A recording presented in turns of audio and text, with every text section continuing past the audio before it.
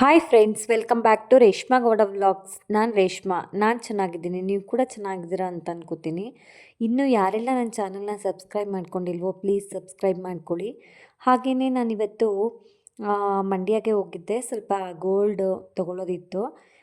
ನನ್ನ ಮಗಳಿಗೆ gold chain, ಬ್ರಾಸ್ಲೈಟು ಎಲ್ಲ ಮಾಡಿಸ್ಬೇಕಾಗಿತ್ತು. ಸೊ ಅದಕ್ಕೆ ಅಂತ ಹೇಳ್ಬಿಟ್ಟು ಹೋಗಿ ಅದನ್ನೆಲ್ಲ ಮಾಡೋಕ್ಕಾಕಿದ್ವಿ.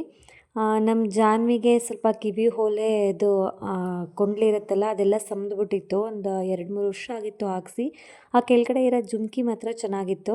ಸೊ ಅದಕ್ಕೆ ಅಂತ ಹೇಳಿ ಕೊಂಡ್ಲನ್ನ ಚೇಂಜ್ ಮಾಡಿಸ್ಬಿಟ್ಟು ಕರ್ಕೊಂಡು ಬಂದ್ವಿ. ಮಾಡೋಕ್ಕೆ ಹಾಕಿದ್ದಾಯಿತು ಗೋಲ್ಡ್ನ. ಬಟ್ ಈಸ್ಕೊಳ್ಳೋದು ಇನ್ನೂ ಒಂದು 15 ಡೇಸ್ ಆಗುತ್ತೆ. ಅವಳ ಬರ್ತ್ಡೇಗೆ ಮಾತ್ರ ಒಂದು ಚೈನ್ ಮಾತ್ರ ತರಿಸೋಣ ಅಂತ ಅಂದ್ಕೊಂಡಿದ್ದೀನಿ.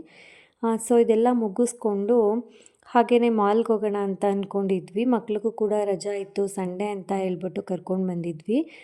ನಮ್ಮ ಜಾನ್ವಿಗಂತೂ ಮಾಲ್ಗೆ ಹೋಗೋದು ಅಂದರೆ ತುಂಬ ಖುಷಿ. ಯಾಕೆಂದರೆ ಅವಳಿಗೆ ಇಷ್ಟ ಆಗುವಂತಹ ಎಲ್ಲ ಸ್ನ್ಯಾಕ್ಸ್ಗಳನ್ನೂ ಅವಳ ಕೈಗೆ ಸಿಗೋ ಹಾಗೆ ಇಟ್ಟಿರ್ತಾರಲ್ಲ, ಅವಳು ಇಷ್ಟ ಅನಿಸೋದೆಲ್ಲ ತೆಗ್ದು ಬುಟ್ಟಿಲಿ ಹಾಕೊಂಡ್ಬಿಡ್ತಾಳೆ.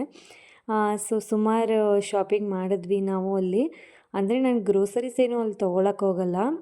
ಗ್ರೋಸರೀಸ್ ಎಲ್ಲ ಹೋಲ್ಸೇಲ್ ಅಂಗಡಿನಲ್ಲೇ ತೊಗೋತೀನಿ. ಇಲ್ಲಿ ಅವ್ರಿಗೆ ಬೇಕಾಗಿರೋದು ಮಕ್ಳಿಗೇನಾದರೂ ಸ್ನ್ಯಾಕ್ಸು, ಅವ್ರಿಗೆ ಎಂಟರ್ಟೈನ್ಮೆಂಟ್ ಆಗುತ್ತೆ ಒಂದು ರೀತಿಯಲ್ಲಿ ಅಂತ ಹೇಳಿಬಿಟ್ಟು ಈ ರೀತಿ ಮಾಲ್ಗೆ ಯಾವಾಗಾದರೂ ಒಂದು ಸಾರಿ ಕರ್ಕೊಂಡು ಬರ್ತೀನಿ. ನನಗೇನಿಲ್ಲಿ ಗ್ರೋಸರೀಸು ಅಷ್ಟೊಂದು ಕಂಫರ್ಟಬಲ್ ಅನಿಸಲ್ಲ ತೊಗೊಳೋದಕ್ಕೆ. ಅದಕ್ಕೋಸ್ಕರ ನಾನು ಇಲ್ಲೇನು ತೊಗೊಳಕ್ಕೆ ಹೋಗಲ್ಲ. ಇನ್ನೇನಿದ್ರು ಮಕ್ಕಳ ಸ್ನ್ಯಾಕ್ಸು ಅವ್ರದ್ದು ಏನಾದರೂ ಐಟಮ್ಸ್ಗಳಿದ್ರೆ ತೊಗೋತಾರೆ. ಜೊತೆಯಲ್ಲಿ ನಾನು ಸ್ವಲ್ಪ ಫ್ರೋಝರ್ ಬಟಾಣಿ ಮತ್ತು ಅವರಿಗೆ ಫ್ರೆಂಚ್ ಫ್ರೈ ಮಾಡಿಕೊಡೋದಕ್ಕೆ ಅಂತ ಹೇಳಿ ಎಲ್ಲ ತೊಗೊಂಡು ಬಿಲ್ ಮಾಡಿಸಿ ಬಂದಿದ್ದಾಯಿತು.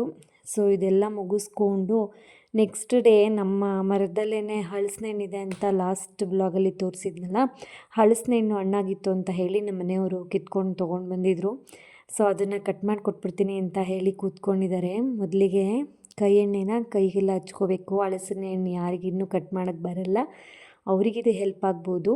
ನಮ್ಮ ಹಳ್ಳಿ ಕಡೆ ಎಲ್ಲರೂ ಕಟ್ ಮಾಡ್ಕೋತಾರೆ. ಹಾಗೆಯೇ ಚಾಕುಗೂ ಸ್ವಲ್ಪ ಕೈ ಎಣ್ಣೆನ ಹಚ್ಚಬೇಕು. ಅದು ಅಂಟು ಜಾಸ್ತಿ ಇರೋದ್ರಿಂದ ಕೈಗೆ ಮತ್ತು ಚಾಕುಗೆಲ್ಲ ಅಂಟ್ಕೊಳ್ಳುತ್ತೆ ಅಂತ ಈ ರೀತಿ ಹಚ್ಕೊಳ್ಳೋದು. ಹಾಗೆಯೇ ಈ ರೀತಿ ನೋಡಿ ಓಪನ್ ಮಾಡಿದರೆ ಎಷ್ಟು ಚೆನ್ನಾಗಿ ಹಣ್ಣಾಗಿದೆ, ತುಂಬಾ ಘಮ ಘಮ ಅಂತಾಯಿತು. ಅದಕ್ಕೋಸ್ಕರ ಅಂತಲೇ ಹೇಳಿ ಕಟ್ ಮಾಡಿಬಿಡೋಣ ಅಂತ ಹೇಳಿ ಕಟ್ ಮಾಡ್ತಾಯಿದ್ದೀವಿ. ನೋಡಿ ಆ ಮಧ್ಯ ಅಂಟಿರುತ್ತಲ್ಲ ಅದನ್ನು ಸೈಡಲ್ಲಿ ಸ್ವಲ್ಪ ಕಟ್ ಮಾಡಿ ತೆಗೆದುಬಿಟ್ಟು ಅಂಟನ್ನೆಲ್ಲ ಒರೆಸ್ಕೊತಿದ್ದಾರೆ. ಈ ರೀತಿ ಒರೆಸ್ಕೊಂಬಿಟ್ರೆ ಕೈಗೆ ಮತ್ತೆ ಏನು ಅಂಟ್ಕೊಳ್ಳೋಕೆ ಹೋಗಲ್ಲ. ಅಂಟಿನ ಅಂಶ ಎಲ್ಲ ಅಲ್ಲೇ ಬಂದುಬಿಟ್ಟಿರುತ್ತೆ. ಸೊ ಅದನ್ನೆಲ್ಲ ನೀಟಾಗಿ ತೆಗೆದುಬಿಟ್ಟು ಇನ್ನೊಂದು ಸಾರಿ ಕಟ್ ಮಾಡ್ಕೊತಿದ್ದಾರೆ. ಅಂದರೆ ಯಾರಿಗೆಲ್ಲ ಹಲಸಿನ ಹಣ್ಣು ಕಟ್ ಮಾಡೋಕ್ಕೆ ಬರಲ್ವೋ ಅವರು ಈ ವಿಡಿಯೋನ ನೋಡಿದ್ರೆ ಹೆಲ್ಪ್ ಆಗಬಹುದು.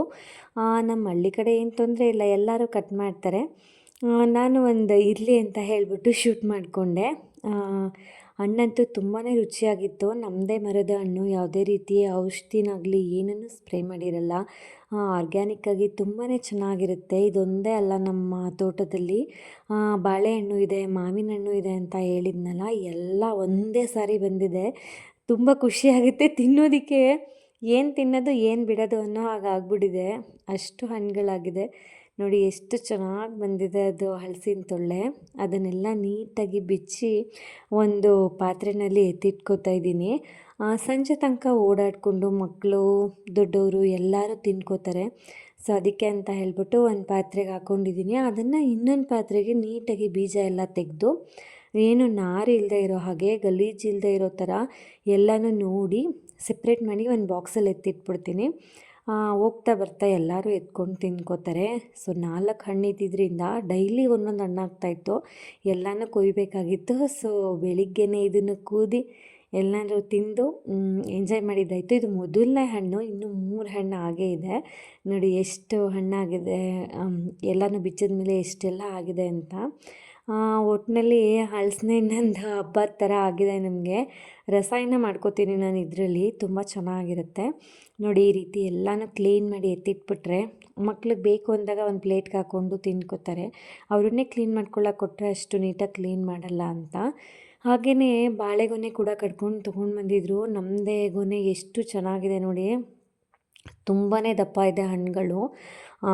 ಇಷ್ಟು ದಪ್ಪ ಆದರೆ ಎಷ್ಟು ರುಚಿ ಬರುತ್ತೆ ಹಣ್ಣು ಅಂದರೆ ತುಂಬಾ ಟೇಸ್ಟಿಯಾಗಿರುತ್ತೆ. ಆಮೇಲೆ ಇದಕ್ಕೇನು ಹೊಗೆ ಕೊಡೋ ಅವಶ್ಯಕತೆ ಇಲ್ಲ. ಆರಾಮಾಗಿ 4ರಿಂದ 5 ದಿನಕ್ಕೆ ಹೊರ್ಗಡೆ ಇಟ್ರೂ ಹಣ್ಣಾಗ್ಬಿಡುತ್ತೆ. ಹಾಗೆ ಪಪ್ಪಾಯ ಕೂಡ ಇತ್ತು. ತುಂಬಾ ಪಪ್ಪಾಯ ಬಿಟ್ಬಿಟ್ಟಿತ್ತು ಈ ಸರಿ. ಒಂದೇ ಮರದಲ್ಲಿ ಇಷ್ಟು ಪಪ್ಪಾಯ ಸಿಕ್ಕಿತ್ತು. ಸೊ ಎಲ್ಲ ಒನ್ ಬೈ ಒನ್ ಹಣ್ಣುಗಳು ಜಾಸ್ತಿನೇ ಆಗಿಬಿಟ್ಟಿದೆ ಅಂತ ಅನ್ನಿಸ್ತಾ ಇತ್ತು. ಹಾಗೆಯೇ ಮ್ಯಾಂಗೋ ಆವತ್ತು ಕಿತ್ಕೊಂಡು ಬಂದಿದ್ವಲ್ಲ, ಅದು ಎಲ್ಲ ಹಣ್ಣಾಗಿದೆ. ಫೈನಲ್ ಇದು ಎಲ್ಲ ಖಾಲಿಯಾಗಿ ಇನ್ನೊಂದಿಷ್ಟು ಹಣ್ಣುಗಳು ಮಾತ್ರ ಉಳ್ಕೊಂಡಿದೆ. ಹಣ್ಣಂತೂ ತುಂಬ ಟೇಸ್ಟಿಯಾಗಿದೆ. ಹಾಗೆ 2 ಸೀಬೆ ಹಣ್ಣು ಕೂಡ ಇತ್ತು. ಇದು ನಮ್ಮ ಗಿಡದ್ದೇನೆ, ಮನೆ ಹತ್ರನೇ ಹಾಕ್ಕೊಂಡಿದ್ದೀವಿ ಇದನ್ನು. ಲಾಸ್ಟ್ ಇದೂ ಸೀಬೆ ಹಣ್ಣು ಕೂಡ ಕೊನೆಯ ಹಣ್ಣುಗಳೇ, ಇನ್ನು 2 ಉಳ್ಕೊಂಡಿತ್ತು ಅಷ್ಟೇ. ಸೊ ಇದೆಲ್ಲ ಆದಮೇಲೆ ಬಾಳೆಗೊನೆ ಒಂದು 3-4 ದಿನ ಆದಮೇಲೆ ಹಣ್ಣಾಗಿದೆ ನೋಡಿ. ಆಗಲೇ ಒಂದು ಅರ್ಧ ಎಲ್ಲ ಕುಯ್ಕೊಂಡು ತಿನ್ಕೊಂಡ್ಬಿಟ್ಟಿದ್ದೀವಿ. ಇದು ಫೈನಲಲ್ಲಿ ಉಳ್ಕೊಂಡಿರೋದು. ಎಷ್ಟು ಚೆನ್ನಾಗಿ ಹಣ್ಣಾಗಿದೆ. ಈ ವಿಡಿಯೋ ಇಷ್ಟ ಆದರೆ ಲೈಕ್ ಮಾಡಿ, ಶೇರ್ ಮಾಡಿ, ಸಬ್ಸ್ಕ್ರೈಬ್ ಮಾಡೋದನ್ನು ಮರಿಬೇಡಿ. Thank you all.